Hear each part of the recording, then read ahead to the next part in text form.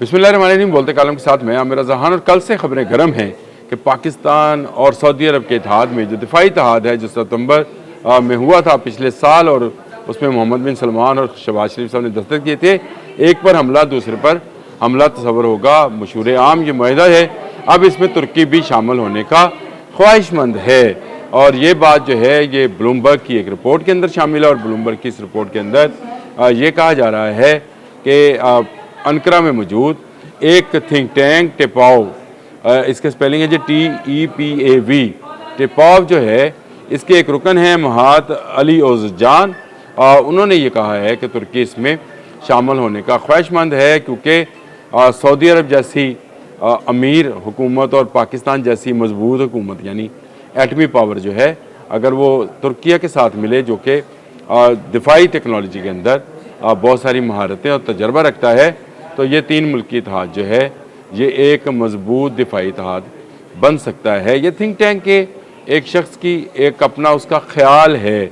अभी इसको अमली जमा पहनाने में क्या दुश्वारियाँ हैं, क्या दिक्कतें हैं, क्योंकि देखना तो ये भी है कि पाकिस्तान और सऊदी अरब ने आज तक इसराइल को तस्लीम नहीं किया, तुर्की ने तस्लीम कर रखा है।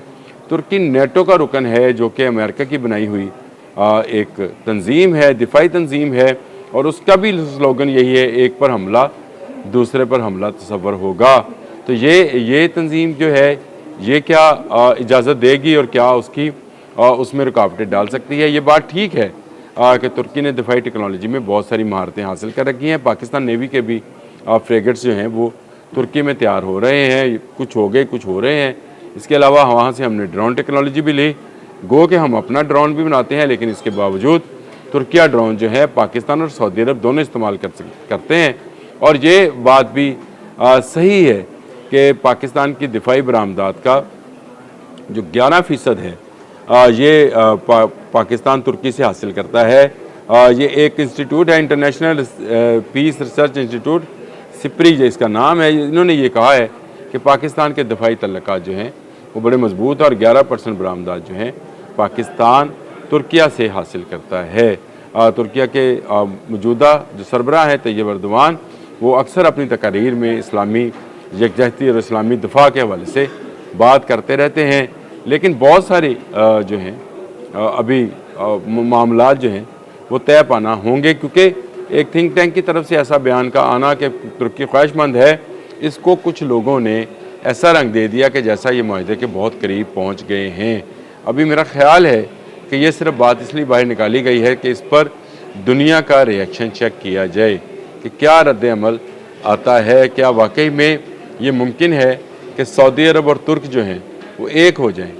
सऊदी अरब की मौजूदा रजीम जो है, जो शाह सऊद के नाम से है, उन्होंने तुर्कों से ये इलाका छीना था, या इस वक्त खिलाफत उस्मानिया के लोग जो थे वो सऊदी अरब में मौजूद थे, जिस वक्त शाह सऊद ने अलम बुलंद किया और फिर हुकूमत हासिल की, और उसके बाद से सऊदी शाही फरमान जो है सऊदी अरब से सारी हुआ, और खिलाफत का जो है वहाँ से ख़ात्मा कर दिया गया, खिलाफत उस्मानिया का। और तुर्की जो है वो आज तक इस बात का क्लेम करता है कि उसका ही हक है हजाज के ऊपर, यानी उस इलाके के ऊपर जहाँ पर मक्का और मदीना शामिल है। ये एक तरह का कहते हैं कि 100 साल का कोई एग्रीमेंट भी था जो 2022 में ख़त्म हो गया। ये बातें कहाँ तक सच हैं, कहाँ तक दुरुस्त हैं, मैं इसकी निटिगिटीज़ में नहीं जाता हूँ, लेकिन अगर ये इत्तेहाद बनता है तो 3 इस्लामी ममालिक का एक मजबूत इत्तेहाद होगा, और इस इत्तेहाद की बदौलत दुश्मन जो है वो डरेगा, थर थर कांपेगा और खौफजदा होगा। ये बात भी सही है, लेकिन इसके लिए अभी मेरा ख्याल है बहुत सारे मामला जो हैं तय होना बाकी हैं। तुर्किया 5th जनरेशन का एक जहाज़ कान बना रहा है जो कि पाकिस्तान की मदद से है, पाकिस्तान उसमें शामिल है, और तुर्किया ये चाहता है कि इसी कान जहाज़ जो 5th जनरेशन का जहाज़ है उसमें सऊदी इन्वेस्टमेंट भी शामिल हो जाए। ये भी बात दुरुस्त है, क्योंकि तुर्किया अपने माली मामलात में या दिफाई मामलात के माली मामलात में सऊदी अरब के तावन का जो है ख्वाहिशमंद है।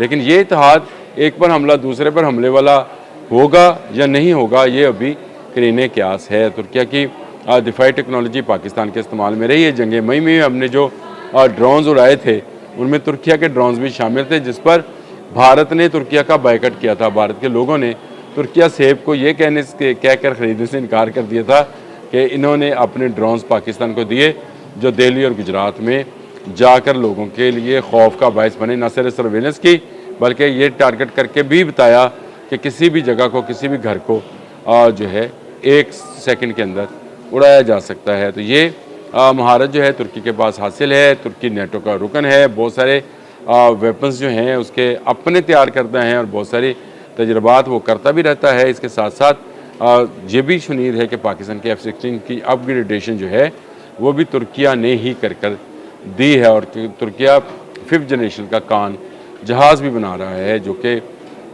इस्लामी दुनिया का पहला 5th जनरेशन जहाज़ होगा। इस पर फिर किसी वक्त बात करेंगे, लेकिन इस वक्त बात है उस दफ़ाई माहदे की जिसकी बड़ी धूम है।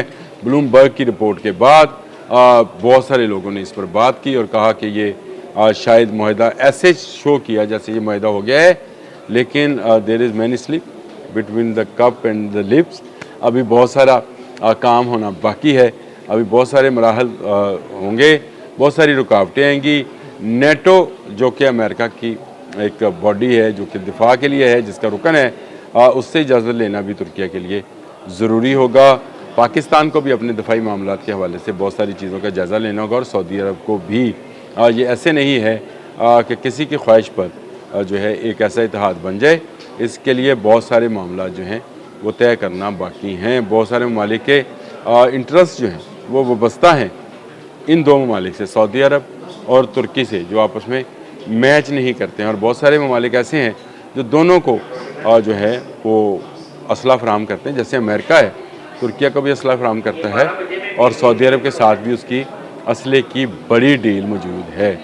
ये वो मामलात हैं जिसको लेकर कल रात जब ब्लूमबर्ग की ये रिपोर्ट आई थी, उस वक्त से लेकर बहुत सारे लोगों ने अपने अपने नज़रियात पेश किए। लेकिन मेरा ख्याल ये है कि ये अभी दूर की कौड़ी है, ये अभी इतना आसान और इतना जल्दी नहीं है। बहुत सारे मामलात सियासी हैं, दिफाई हैं, बैनुल-अक़वामी हैं, इलाकाई हैं।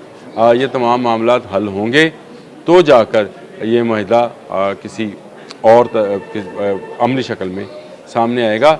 ये अभी देखना बाकी है कि कब तक ये माहदा होता है। लेकिन अगर ये माहदा हो जाए तो क्या ही बात है। अब तक के लिए इतना ही। अल्लाह हाफ़िज़।